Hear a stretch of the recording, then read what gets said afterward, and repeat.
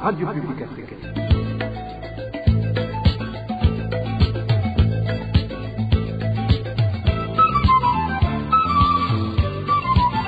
Radio Publique Africaine. Nous sommes jeudi 4 septembre 2025. Bonjour et bienvenue à mes fidèles de la RPA. À ce journal, voici les principaux titres. À Bujumbura, les files d'attente des bus sont désormais séparées entre hommes et femmes pour lutter contre le harcèlement sexuel. Les habitants saluent cette mesure et demandent des solutions durables, notamment face à la pénurie de carburant. Le nouveau découpage administratif est effectif depuis l'entrée en fonction des gouverneurs le 4 juillet 2025. Faustin Dikoumana de la PACSEM appelle le gouvernement à répondre aux besoins de la population, faute de quoi les réformes seront inutiles. Vous le suivrez dans ce journal. Dans ce journal, vous parlerons également de la persistance de la pénurie d'eau à Javé2 et Gatunguru qui inquiète les habitants exposés à un risque élevé des maladies dues au manque d'hygiène. Voilà pour le sommaire. Tout de suite, le développement. Au gros journal par page sécurité, plus de 2 mois après l'assassinat brutal de 6 personnes accusées de sorcellerie sur la colline Gassarara en commune Nyabiraba, province de Bujumbura, la peur reste vive au sein de la population. Certains habitants disent craindre pour leur sécurité car les familles des personnes arrêtées et incarcérées pour ces meurtres continuent de les regarder avec hostilité. Le point avec Balthazar Miuro. Des habitants vivent dans la peur sur la colline Gassarara, commune Nyabiraba, où 6 personnes ont été tuées et d'autres blessées, accusées de sorcellerie. Un habitant rencontré sur place affirme que ceux qui craignent le plus sont principalement les personnes qui ont perdu des proches, ainsi que celles dont les membres de famille ont fui, figurant sur des listes de personnes à abattre. Selon lui, la peur est aussi alimentée par certaines familles de personnes actuellement emprisonnées, accusées d'avoir participé à ces crimes. Nous restons inquiets car les familles des personnes arrêtées continuent de nous intimider et gardent de la rancune. Bien qu'une position militaire ait été installée à l'endroit où le massacre s'est produit, les habitants affirment que la paix reste très vive. Ils demandent aux responsables administratifs et sécuritaires d'organiser davantage de réunions de sensibilisation et d'apaisement. Nous demandons au chef de Codine de nous rassurer afin que les personnes qui se sont réfugiées puissent rentrer et que la sécurité soit rétablie. Car même si les forces de l'ordre sont présentes, nous avons encore peur que les familles de ceux qui ont tué des personnes accusées de sorcellerie nous fassent du mal. Ce massacre, qui a coûté la vie à 6 personnes accusées de sorcellerie, s'est produit le 30 juin de cette année. Il a été commis par des jeunes Imbonerakure avec l'implication des autorités administratives de la colline Gassarara. Merci à toi, Balthazar Mibouré. En page droit de l'homme, les files d'attente des véhicules de transport en commun au parking situé près de l'ancien marché central de Bujumbura sont désormais séparés entre hommes et femmes. Cette mesure a été prise à la suite des plaintes de certaines femmes victimes de harcèlement sexuel pendant l'attente. Les habitants interrogés par la RPA salue cette initiative, tout en appelant à la mise en place d'autres solutions, notamment pour résoudre le problème de pénurie de carburant, principale cause de longues files d'attente. Écoutons leurs réactions. La mesure de séparer les femmes des hommes dans les files d'attente est positive, car certains hommes au comportement irresponsable se conduisent mal, mais elle devrait être accompagnée d'autres dispositions, notamment la disponibilité du carburant, afin d'éviter que les gens passent de longues heures dans les files. Il est également nécessaire de renforcer l'éducation au sein de la société sur le bon comportement. Hier a commencé la mise en place des files séparées pour les hommes et pour les femmes. Nous apprécions cette mesure.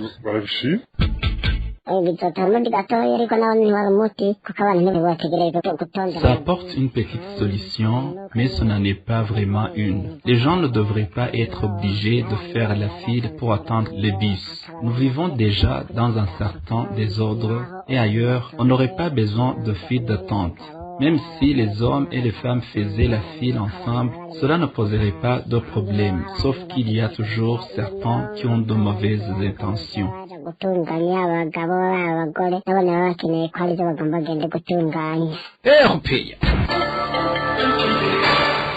Page gouvernance à présent, les membres de la microfinance Twikangure, implantés dans la zone Rohero de Bujumbura, pointent du doigt les anciens dirigeants de l'institution qui l'accusent d'avoir détourné leurs fonds. Cela fait désormais 4 mois qu'ils tentent en vain de récupérer leur argent. Une situation alarmante qui plonge de nombreuses familles dans la précarité, certains ne parvenant plus à subvenir à leurs besoins essentiels, faute de moyens. David Claude Mananayo s'est entretenu avec certains de ses citoyens. Plus d'un millier d'épargnants de la microfinance Twikangure dénoncent une vaste opération de détournement qui les ont privés de leurs dépôts évalués jusqu'au mois d'avril cette année à plus de 17 milliards de francs burundais. Au cœur de ce scandale, plusieurs anciens dirigeants sont pointés du doigt. Gervais Nilameba, ex-président du conseil d'administration, Christophe Sindaigaya, ancien directeur général, et Cam Colombe, directrice commerciale. Selon des sources proches du dossier, ces responsables ont mis en place un système frauduleux consistant à octroyer des crédits sans garantie, parfois à des proches ou même à des bénéficiaires fictifs.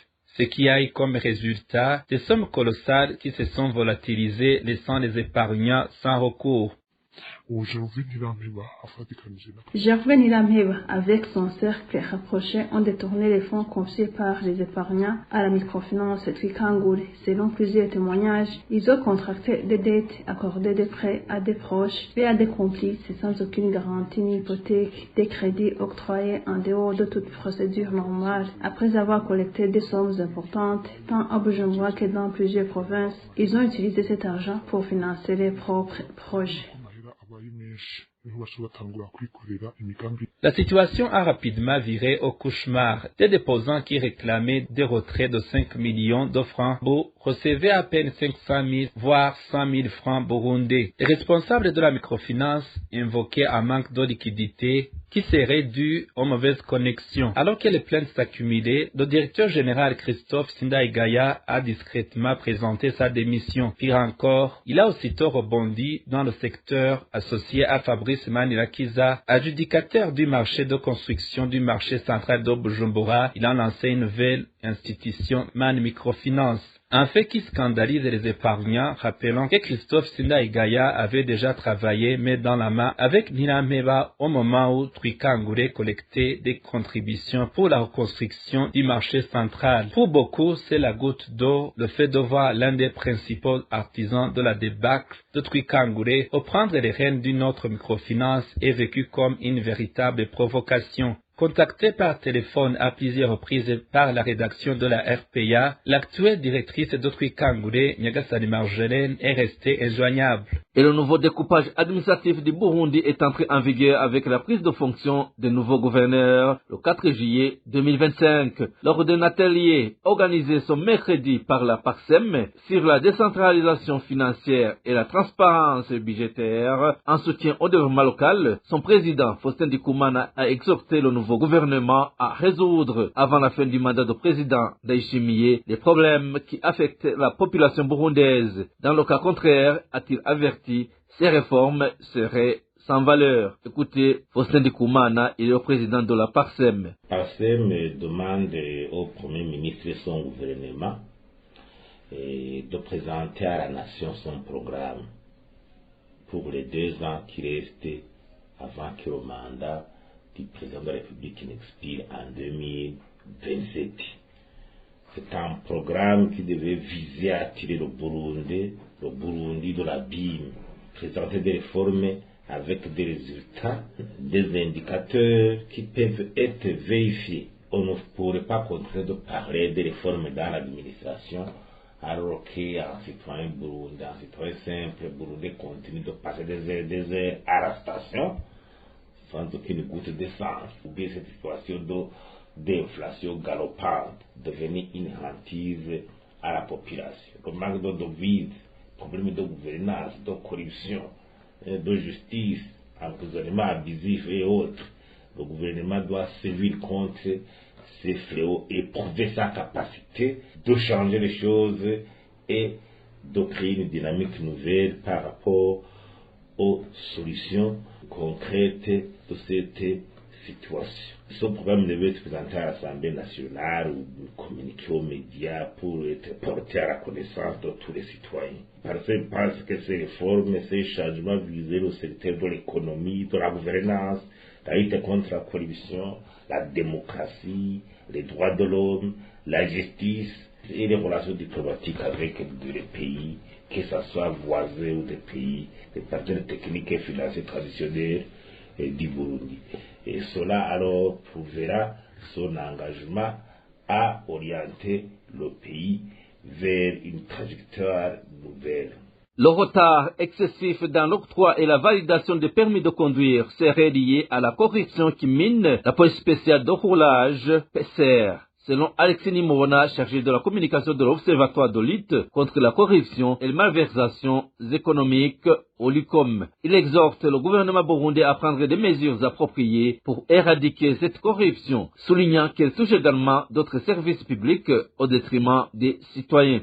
Suivez plutôt Alexis Nimona, il est chargé de la communication chez Olicom. Au sein de l'Olicom, nous accueillons souvent des grognes des citoyens qui dénoncent les actes de corruption qui s'observent dans les institutions policières, surtout dans l'institution de sécurité routière, communément appelée PCR. Certains dénonciateurs indiquent que ces cas de corruption s'observent surtout dans les services d'octroi, de permis de conduire et de validation de ces derniers. Ces citoyens révèlent qu'ils ont payé tous les frais nécessaires il y a donc presque une année, mais en vain. Cette situation s'observe aussi dans les autres services publics, entre autres les services de migration, les services d'état civil, etc. Ce retard exagéré d'apport de services aux citoyens est dû à la corruption qui gangrène les services publics. À cet effet, l'Olicom condamne ce comportement et demande au gouvernement du Burundi de prendre des mesures efficaces pour lutter contre la corruption dans les services publics. Nous recommandons aussi de punir d'une façon exemplaire les auteurs des actes de corruption. En fait, nous recommandons également au gouvernement du Burundi de mettre en place une politique nationale de lutte contre la corruption et sa stratégie de mise en œuvre et de digitaliser tous les services publics afin de prévenir les actes de corruption. Poursuivons ce journal par la page Société. Les conducteurs de véhicules de transport reliant la ville de Bujumbura à Gatumba dans la commune de Mutimbuzi dénoncent la faible quantité de carburant qui leur est accordée alors qu'on leur impose d'effectuer de nombreux trajets avec cette dotation. Ces transporteurs affirment travailler à perte et précisent que celui qui ne respecte pas ces instructions est sanctionné par des agents du service de renseignement. Emmanuel Certains conducteurs de véhicules de transport en commun reliant Bujumbura à Gatumba dénoncent la faible quantité de carburant qui leur est accordée. Ils expliquent qu'on leur attribue seulement 50 litres qu'ils sont ensuite obligés d'utiliser pour effectuer de nombreux trajets. Pour eux, cela est irréalisable compte tenu du nombre de kilomètres parcourus. Ils ajoutent qu'il arrive parfois que la quantité annoncée de 50 litres ne corresponde même pas à ce qu'il est effectivement donné. On nous oblige à utiliser les 50 litres de carburant de type mazout qui nous sont attribués pour effectuer 15 trajets. Parfois, on nous donne même moins de 50 litres. Il arrive que tu effectues ces trajets et que tu te rendes compte que certains n'ont pas été enregistrés. En guise de sanction, on peut te retirer du système d'approvisionnement et par conséquent, tu ne peux plus te ravitailler. Ces conducteurs affirment que lorsqu'ils ne respectent pas les instructions imposées, ils sont sanctionnés par des amendes infligées par des agents du service de l'enseignement postés au parking situé au centre-ville de Bujumbura.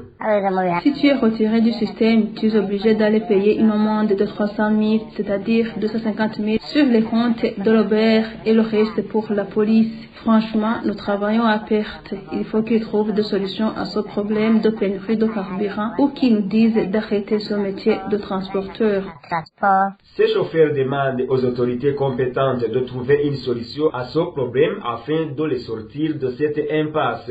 Des plaintes similaires ont également été exprimées par les transporteurs assurant la réseau entre Bujumbura, Kanyosha et Ruziba. Merci à toi, Emmanuel Ndaishimi. La pénurie d'eau potable persiste dans plusieurs quartiers de la ville de Bujumbura. Les habitants de Jabe 2 et Gatunguru rapportent être restés plusieurs jours sans approvisionnement en eau. Ils expriment leur inquiétude face au risque accru de maladies liées au manque d'hygiène. Le point avec Ding Karondo. Des habitants de Gatunguru, dont nous nous sommes entretenus, affirment qu'ils sont privés d'eau depuis 2 semaines dans leur robinet. Selon un de ces habitants, obtenir de l'eau à boire n'est pas facile car il faut l'acheter, ce qui n'est pas possible que pour ceux qui disposent de moyens suffisants. Quant à la lessive et à la toilette, notre source précise que certains y ont déjà renoncé. Le manque d'eau est un problème très grave. Même l'eau souterraine qui nous est acheminée s'épuise après seulement des heures. Là où l'on peut en trouver, le prix d'un bidon de 20 litres varie entre 500 et 1000 francs. Lorsqu'il faut aller charger de l'eau potable ailleurs, le bidon coûte 1500 francs. La situation est critique. Les habitants rencontrent de grandes difficultés. On ne peut pas se laver et il est difficile de trouver de l'eau potable à boire. Les robinets sont à sec. Il faut demander au service de l'hydraulique d'identifier la cause du problème afin que la régie des eaux installe ces tuyaux et que nous puissions bénéficier de l'eau de cette entreprise. Les habitants du quartier Jabe 2 déclarent eux aussi que l'accès à l'eau chez eux est devenu un problème. Ils indiquent qu'ils traversent cette pénurie d'eau depuis environ 4 jours.